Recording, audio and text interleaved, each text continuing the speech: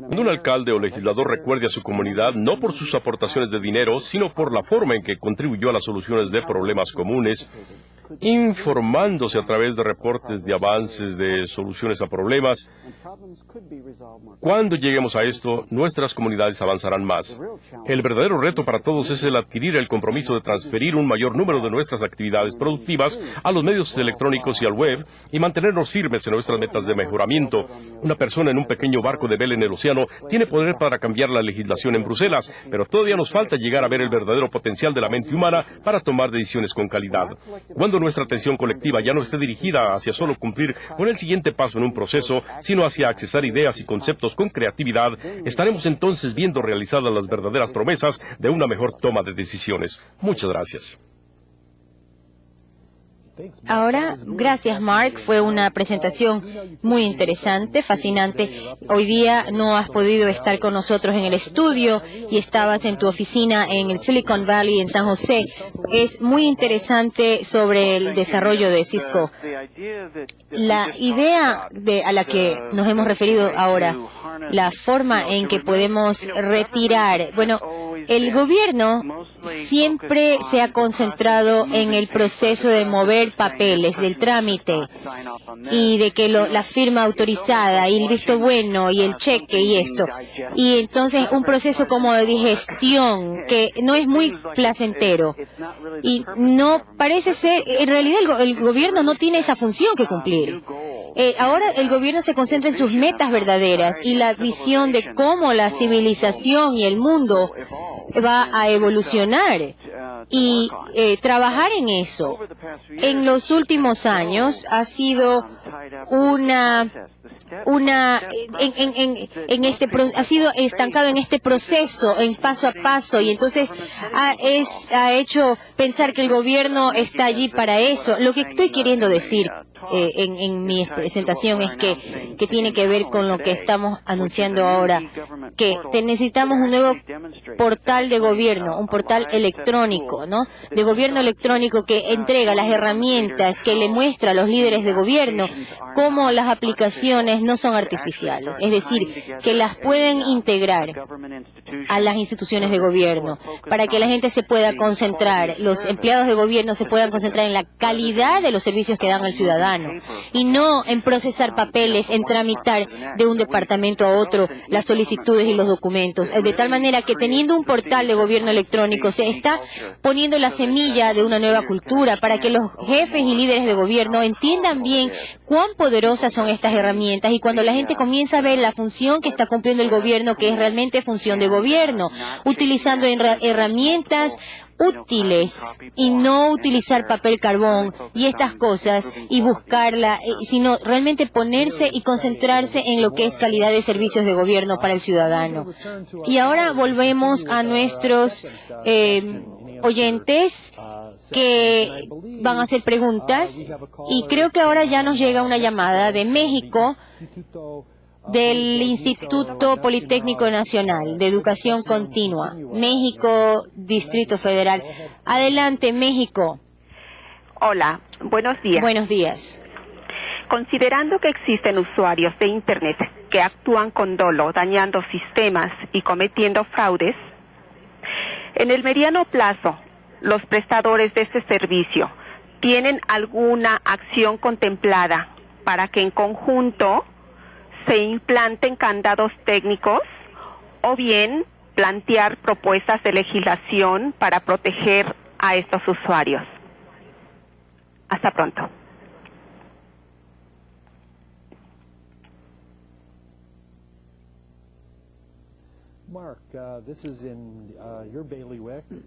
Mark, esto es tema de tu incumbencia. ¿Qué puedes decirnos sobre esto? Algunos gobiernos han buscado tener firmas digitales como una forma de autenticar y de certificar para poder comprobar si es que un informe ha sido o un documento ha sido realmente presentado por la persona que dice haberla presentado. De tal manera que la firma digital es una tecnología que realmente permite identificar quién está haciendo el informe, quién está interactuando con la agencia de gobierno o con la dependencia gubernamental. Y esto, por supuesto, va a seguir creciendo, ya sea con firma digital, tarjeta inteligente, etcétera. La gente va a tener una tarjeta inteligente en el futuro que diga, sí, cierto, cada vez que yo me comunico con el gobierno, quiero que sea encriptada, codificada, y también deseo ser informado de quiénes han observado esos datos, quiénes han leído ese formulario. En realidad lo que se está pidiendo es una auditoría de quién está revisando mis documentos, aquellos que yo he transmitido al gobierno. Siempre va a haber un recelo, un temor de que la gente de que haya corrupción en el sistema, y por supuesto ese es un tema de mucha inquietud en todas las empresas de todo el mundo, es decir, asegurarse de dar esa garantía, esa confianza de que podamos continuar viendo lo positivo y sin embargo no descuidar las posibilidades negativas y seguir caminando hacia la meta y no dejar que esa amenaza nos moleste, por supuesto no ignorar la amenaza. Yo creo que tenemos un ejemplo en el mundo real donde la Internet actualmente juega un papel importante, por ejemplo, en los fraudes electorales. En la Universidad de Baja California existe sitios web en toda Baja California que dan los resultados inmediatos de las elecciones y mantienen al público informado, de tal manera que la información constituye poder. Y la información logra mucho para mantener las cosas a la vista del público y transparente. Ahora nos llega una llamada de seña Internet desde La Habana, Cuba. Adelante, Cuba. Buenos días a todos. Good morning, everybody. Más que una pregunta, queríamos hacerle algunos comentarios y reflexiones con respecto al tema de hoy, que por demás harto interesante, y que tiene que ver con las grandes diferencias entre la brecha tecnológica y de desarrollo entre nuestros países del tercer mundo y los más desarrollados. Quería entonces no precisamente preguntarles, sino comentarles y hacerles algunas puntualizaciones con respecto a cómo nosotros estamos resolviendo este problema en nuestro país. En particular, nuestro desarrollo se está centrando básicamente en la creación de toda una serie de infraestructuras como los jóvenes club, quizás hayan oído hablar de ellos, donde nuestros estudiantes de las diferentes enseñanzas, primaria, secundaria, etcétera, van dando sus primeros pasos en el uso de la computación y junto con eso en el uso de la Internet. Por otra parte también las redes académicas, digamos las universidades, las redes ramales como la salud pública, educación, etcétera, pues han puesto a disposición de sus profesionales y especialistas el uso de la red para el aprovechamiento y la mayor explotación en la aplicación de los conocimientos y la información que en la red se haya colocada, de modo tal que está al acceso y al alcance de todos los que puedan necesitarla. Esto ha sido una solución que nuestro Estado y la República ha ido buscando, de modo que sabemos que es muy difícil que a corto plazo todo el mundo pueda disponer de una computadora. De modo que pongo al alcance de todos los miembros de nuestra red ITC la experiencia que en Cuba estamos aplicando y que nos permite alcanzar un determinado nivel en cuanto al uso y la explotación de las nuevas tecnologías y el uso de la Internet. Muchísimas gracias y con esto, bueno, he terminado. ¿Cómo se llaman los clubes? Aló. Bueno, thank you. Muchas gracias. ¿Se llaman? Sí, por favor. Clubes. Sí, se llaman Club de Computación. Club de Computación, gracias. Digamos, como decir, un lugar gracias. donde está en Estados Unidos en la PC, que cada vez está ya integrado a los teléfonos celulares de tercera generación, y estos operan a través de centros escolares, clubes y centros comunitarios. ¿Alguna cosa quiere agregar, Walter? Mark, estoy pensando en que constituye una oportunidad muy importante cuando se tiene gente cara a cara en un club internet o club de computación donde se puede hacer una crítica de la información que se está observando. acá sí que se tiene la oportunidad de establecer algunos lineamientos o establecer niveles de normas para saber cómo se va a confiar en ciertos sitios web y cómo se los va a manejar. Por ejemplo, las comunidades de interés se llaman, y esos son conjuntos de comunidades, y decimos que muchas veces los gobiernos dicen, bueno, no hay competencia, no tenemos competencia, somos el único gobierno en este país y siempre seremos el único gobierno, o sea, un monopolio. Pero cuando vamos a las comunidades de Internet, que son comunidades con intereses compartidos, bueno, por ejemplo, yo estoy indignado.com, que es un sitio web, iamangry.com, donde explica y reúne toda la gente que está indignada. Y entonces ellos hacen cabildeo con los gobiernos para que el gobierno cambie sus políticas. Entonces, si el gobierno puede estar como una comunidad de confiar, entonces puede haber más diálogo entre el gobierno, dentro del gobierno, con el gobierno mismo, y se tiene también ocasión de establecer ciertas normas de apertura para confianza y confiabilidad. Así que estas son este es el punto de vista del gobierno. Acá tenemos una llamada de la República Dominicana, del Centro de Gestión e Investigación, Santo Domingo. Adelante la pregunta, República Dominicana. Sí, buenos días. Le habla el coronel licenciado René Antonio de León Suero del Instituto de Altos Estudios para la Defensa y Seguridad Nacional. Mi pregunta está fundamentada específicamente en saber que es evidente el desarrollo de los proyectos fundamentados en la educación y que en la mayoría de los países tercermundistas de la región del Caribe, Centroamérica y Sudamérica, el Internet tiene solamente incidencia en una... Entonces, la gran mayoría, que es la pobreza, fundamentada entre el 60 y el 70%, no tiene acceso porque por los altos costos todavía de los equipos informáticos y todo eso. Entonces me gustaría saber si usted tiene alguna estrategia específica o que preparando para en un futuro haya una mayor audiencia en el aspecto de Internet, y también tiende esto a reducir en gran parte lo que se llaman los niveles de pobreza. Muchas gracias. Gracias, Walter. Go for it. Esta es una de las áreas en las que más estamos ocupándonos actualmente. Nosotros vemos que el satélite, en primer lugar, no tiene fronteras ni límites.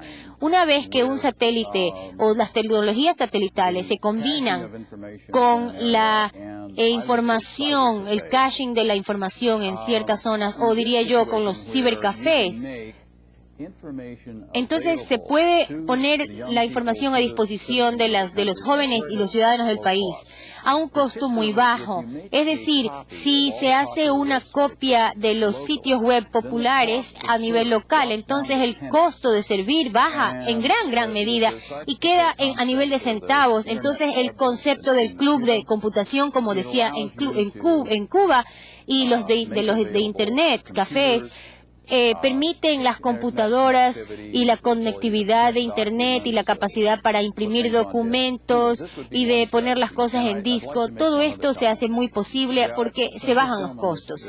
Como el caballero nos habla de su campo de defensa nacional, otra de las cosas que hace el satélite es dar una conexión directa entre el usuario y la columna vertebral de la Internet. Y la gente se olvida a veces que la Internet es una combinación de redes que incluye sector de gobierno, sector educativo, sector de investigación, de tal manera que se puede tener con el satélite una conexión directa a la médula de la Internet. En la mayoría de Latinoamérica lo único que hay disponible, en cambio, es el web. Así que la investigación tiene que ver cómo navega a través de esta telaraña tan congestionada para llegar a Norteamérica y para poder saltar a las redes de investigación que está tratando de acceder la persona, el científico, el investigador o el sistema de defensa. Y esto nivela el campo de juego. Ahora nos llega una llamada de Perú. Adelante, Lima, Perú. La pregunta siguiente. The question is the following. ¿Cuáles son las tendencias para obtener software más económico en los países en desarrollo? ¿Y cuál es el desempeño de NetMeeting sobre el Internet? Muchas gracias a todos. De su pregunta, por favor. ¿Podría repetir la última parte de la pregunta? ¿Aló? Lima. Okay, we lost. Okay, what about access to software in, El acceso al software en los países en desarrollo. ¿Cómo hacer para obtener el software más reciente que permite llegar a la Internet? Mark Badger está hablando acá.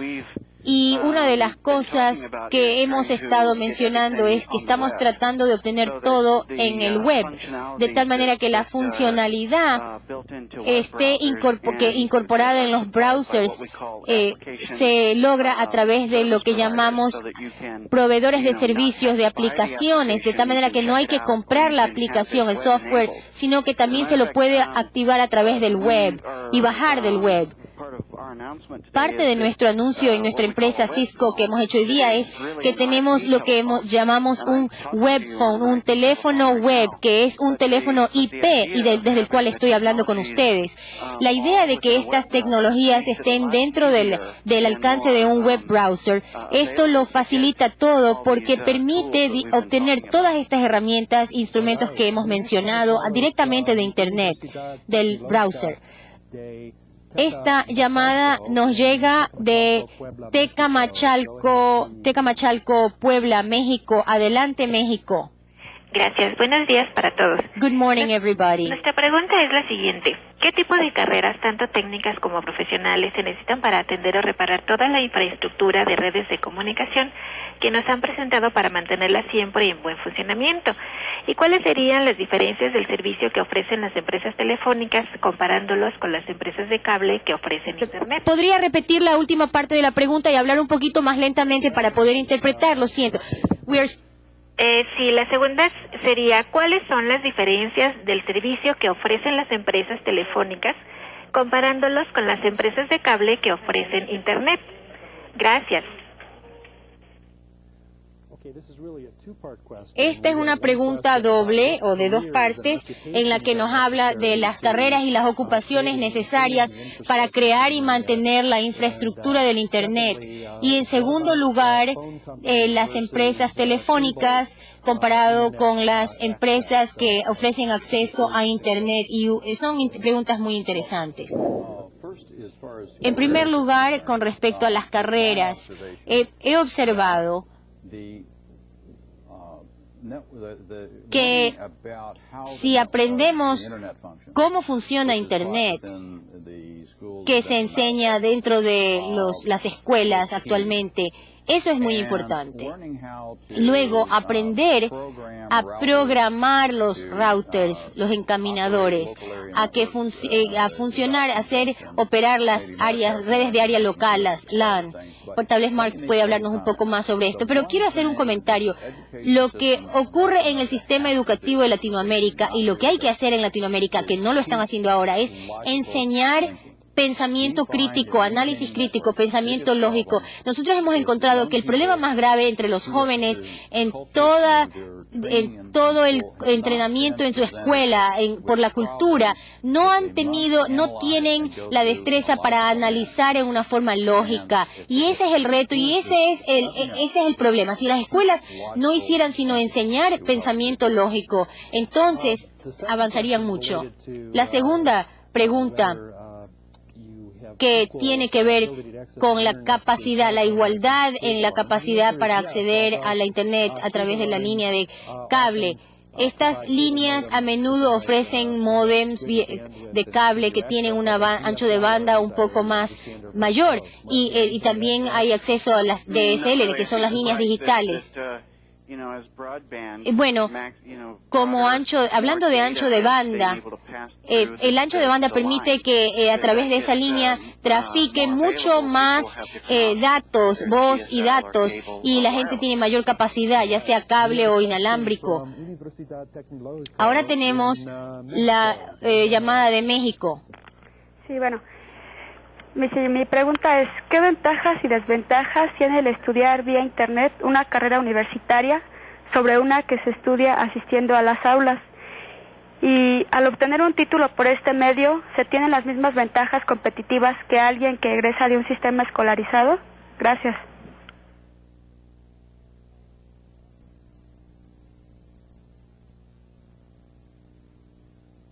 Okay, distance versus traditional education. Diferencia entre educación a distancia y educación tradicional. Bueno, esto era una de las cosas que tratábamos de evaluar en el aula del siglo XXI, en ese proyecto. Lo que tiene que ocurrir es que no se trata de educación a distancia. Para mí, cuando hablamos de educación a distancia, quiere decir que tiene un instructor en un lugar remoto, distante, haciendo una presentación que normalmente haría en un aula, ¿verdad? Lo que hacemos con Internet es tener el aprendizaje que ocurre porque el estudiante mismo encuentra su información sobre el tema o la asignatura que tiene que hacer. La busca en Internet y escribe su informe y presenta su trabajo al profesor para su evaluación. Así que es ligeramente distinto. No tiene realmente que ver con distancia. Bueno, combinar los sitios locales del web con la educación a distancia es una de las cosas más comunes hoy en día, o también con la presencia en el aula. Esta llamada nos llega de Toluca, México. Sí, bueno. Toluca, México, adelante. Aló. Sí, gracias. Su pregunta. Ante este avance que se está teniendo con los protocolos en Internet, en el Estado se están incorporando más escuelas a el uso del Internet en el aula. Entonces existe una preocupación y una manera de buscar cómo motivar a los profesores para que incorporen estos avances y esta manera de trabajar en el aula. Esa sería nuestra pregunta. Muchas gracias.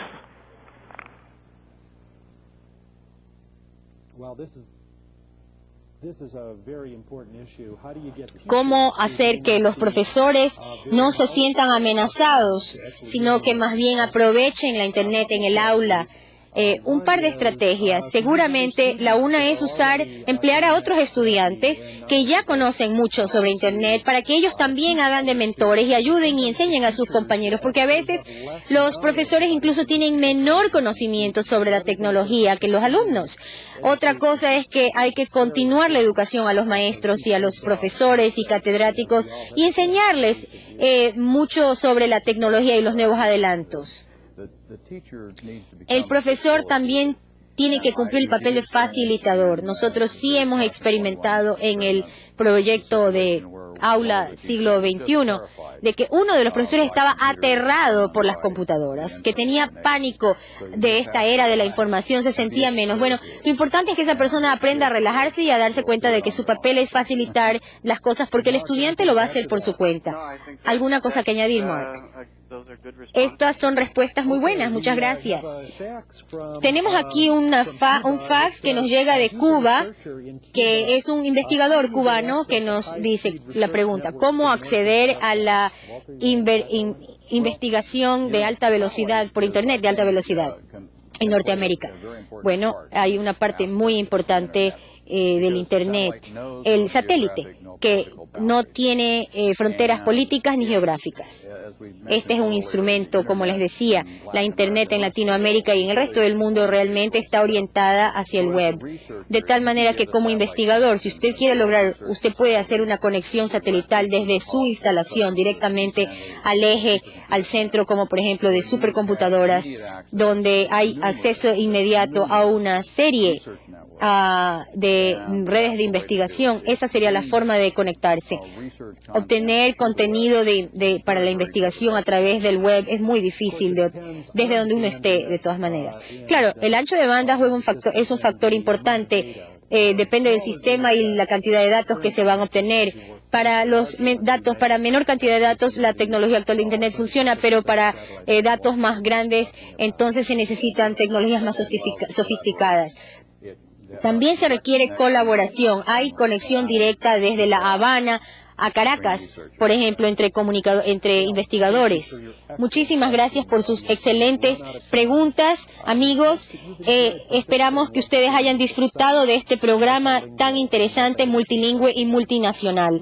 Les invitamos a participar en nuestra séptima videoconferencia de este año, que saldrá al aire el 5 de julio de este año, titulada Creando visiones realistas y globales, métodos y resultados.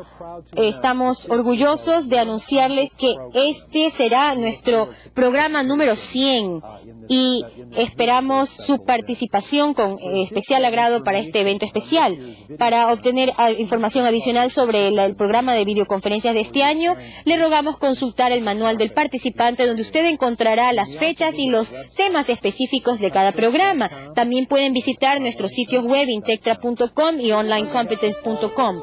A nombre de todos los que colaboramos con el International Training Center, les agradezco por su entusiasta participación e interés en nuestro programa de hoy. Gracias y lo vemos pronto.